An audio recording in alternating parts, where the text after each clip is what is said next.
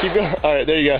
Put on safe and safe. बंदूक की गोली के अंदर क्या होता है जो बुलेट कुछ ही देर में किसी इंसान की जान लेती है, तड़पा तड़पा कर मौत के घाट उतार देती है? क्या आपने कभी सोचा कि उस गोली के अंदर आखिर होता क्या है? गोली लगने से इंसान या जानवर की मौत क्यों हो जाती है? क्या गोली लगने के दर्द से उसकी जान जाती है, या फिर गोली का कोई जहर उसे मौत की नींद सुला देता है? यही नहीं, क्या आपका ध्यान कभी इस बात पर गया कि जो गोली हवा में दागी जाती है, क्या वो वापस नीचे गिरती है? क्या होता है उसका? क्या आप ये जानते हैं कि बिजली की रफ्तार से चलाई गई गोली को महज 4 पानी के गुब्बारे रोक सकते हैं? नहीं ना? तो हमारे आज की इस वीडियो को अंत तक देखिए। यकीन मानिए, आपको ढेर सारे इंटरेस्टिंग फैक्ट्स के बारे में जानने का मौका मिलेगा। दोस्तों, जब भी कोई आतंकी सुरक्षा बलों के हाथों मारा जाता है या किसी टेररिस्ट एस्टैब्लिशमेंट को ब्रेक किया जाता है, तो हम अक्सर सुनते हैं कि मौके से AK-47 राइफल मिली, दर्जनों कारतूस मिले, कई खोखे भी बरामद हुए। ये कारतूस, गोलियों और खोखे ऐसे कॉमन वर्ड्स हैं जो गाहे बगाहे हमारे सामने आ ही जाते हैं। तो हमने भी सोचा कि क्यों ना इन बहुत ही कॉमन शब्दों के बारे में थोड़ी जानकारी दी जाए, क्योंकि ऐसे कम ही शब्द होते हैं जो बहुत कॉमन होने के बावजूद ज़्यादातर लोगों को इनके बारे में पूरी जानकारी नहीं होती। तो पेश है एक ऐसा ही वीडियो जिसमें बंदूक भी है, कारतूस भी है, खोखे भी हैं, लेकिन खून खराबा बिल्कुल भी नहीं।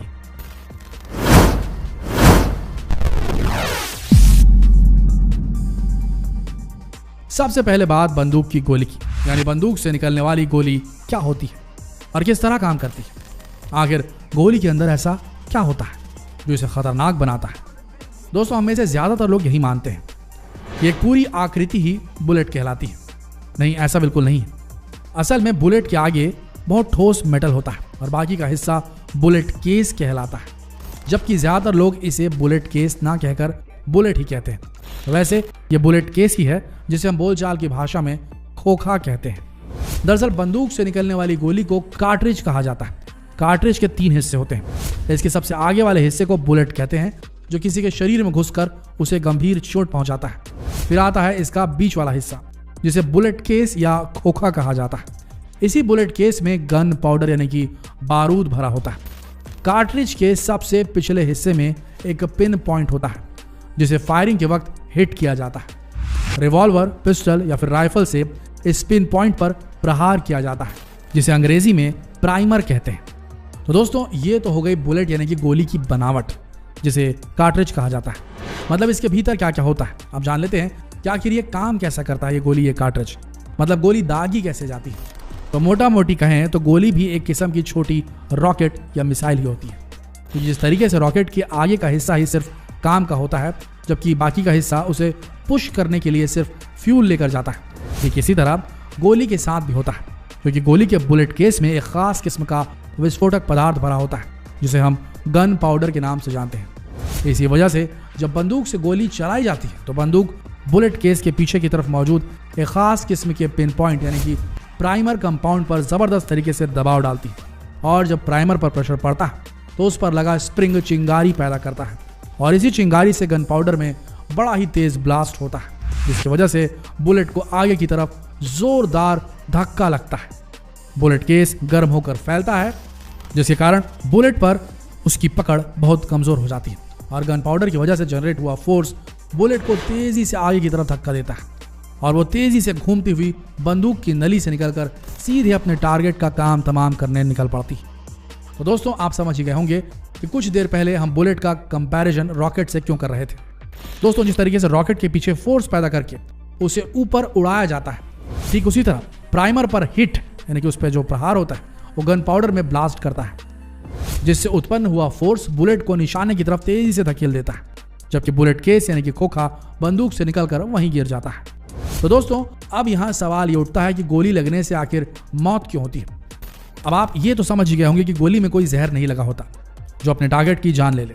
दरअसल गोली एक फोर्स की मदद से अपने निशाने की तरफ निकलती है, और उसी फोर्स की वजह से इंसान के आंतरिक अंगों को नुकसान पहुंचता है, क्योंकि गोली लगने से बॉडी में हो रहा ब्लड फ्लो गोली लगने वाले हिस्से में रुक जाता है, और वहां मौजूद ब्लड तेजी से बाहर की तरफ बहने लगता है। इसीलिए गोली लगने से ज्यादातर मौतें शरीर से ज्यादा खून बह जाने की वजह से होती है। दुनिया भर में ऐसे कई किस्से मशहूर हुए हैं जब गोली शरीर के किसी हड्डी में जाकर धंस गई और फिर उसे निकाला ही ना गया। हालांकि सबसे खतरनाक स्थिति तब होती है जब बुलेट सिर, दिल या दूसरे किसी महत्वपूर्ण अंग पर लगती है जो बहुत ही नाजुक होते हैं। अगर ऐसे बॉडी पार्ट्स पर बुलेट लगती है और फिर इनमें ब्लड सर्कुलेशन रुक जाता है तो इंसान की जान बचाना लगभग नामुमकिन हो जाता है, मतलब मौत होने में ज़्यादा वक्त नहीं लगता। अब अक्सर हम फिल्मों में भी देखते हैं कि जब टारगेट के सिर या सीने में गोली मारी जाती है तो वो तुरंत मर जाता है, जबकि शरीर के किसी और हिस्से में गोली लगने से तुरंत मौत नहीं होती। यही वजह है कि जब पुलिस वालों को भी बंदूक चलाने की ट्रेनिंग दी जाती है तो उन्हें इस बात की हिदायत दी जाती है कि वो ज़रूरत पड़ने पर अपराधियों के पैर पर निशाना लगाएं, ताकि घायल होने के बाद वो चल ना पाए और उसे आसानी से गिरफ्तार किया जा सके। कभी भी किसी मुजरिम को डायरेक्ट सिर में या सीने पर गोली मारने की इजाज़त नहीं होती। हालांकि फेक एनकाउंटर्स के दौरान क्या होता है ये तो हम सब जानते हैं। खैर, अब बात हवा में फायरिंग करने के बाद गोली कहाँ जाती है। अगर आपने कभी इस बारे में नहीं सोचा तो आज हम आपको इसका जवाब देते हैं। साथियों, हमारे देश में कई मौकों पर फायरिंग की जाती है।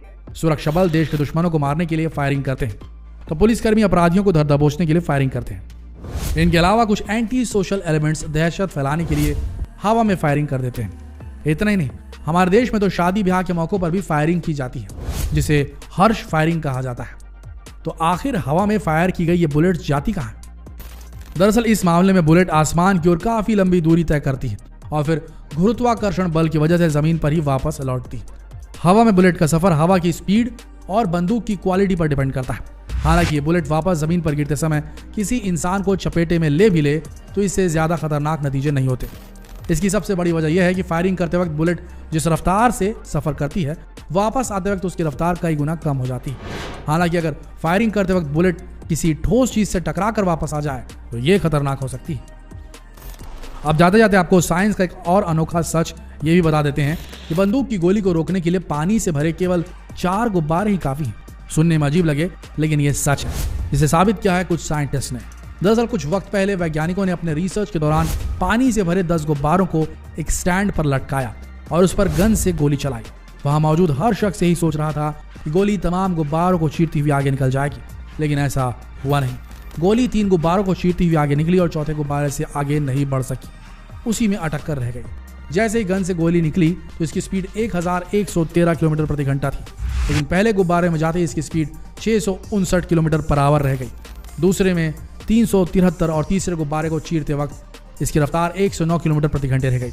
इस रफ्तार से गोली चौथे गुब्बारे के एक छोर को तो भेद पाई, लेकिन दूसरे छोर तक पहुंचते पहुंचते बुलेट की स्पीड 0 हो गई, उसके अंदर ही वो फंसी रह गई। तो दोस्तों, उम्मीद करते हैं कि आपको बुलेट से रिलेटेड ये फैक्ट्स पसंद आए होंगे। आपकी क्या राय है इन दिलचस्प जानकारियों के बारे में हमें कमेंट सेक्शन में जरूर बताएं और जितना हो सके इस दिलचस्प जानकारी को शेयर करें फेसबुक पर, व्हाट्सएप पर और यूट्यूब पर। मिलते हैं अगले वीडियो में, तब तक के लिए आप सबका इस वीडियो के अंत तक बने रहने के लिए दिल से धन्यवाद।